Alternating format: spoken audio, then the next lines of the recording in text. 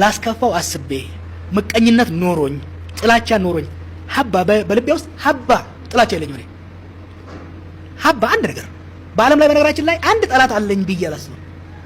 አንድ ጠላት። ስለዚህ ያስከፋውትም ሰው ካለ ማይ ኢንቴንት እንዳልነበረ የኔ ፍላጎት እንዳልነበረ ጥሩ ነገር ለመስራት ስሞክር በሂደት ለዚህ ሀገር ይጠቅማል፣ ለህዝቤ ይጠቅማል፣ ከሞራልም ከፖለቲካም አንፃር ያዋጣል የምለውን ማንም ተደሰተ ማንም ተከፋ የኔ ጸባይ ሰው ስለወደደኝ አልሰራውም፣ ሰው ስለጠላኝ አልተውም። ምን አለኝ መሰለሽ ሊሆናል ለዚህ ሀገር ያዋጣል ብዬ የማስበውን በጣም አስብበታለሁ፣ አነባለሁ፣ ሰዎችን አናግራለሁ። ከዛ የራሴን ሀሳብ ፎርሙሌት አደርጋለሁ፣ ሄድበታለሁ። ስህተት ከሆነ እመለሳለሁ።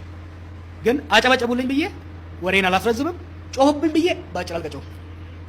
አመሰግናለሁ።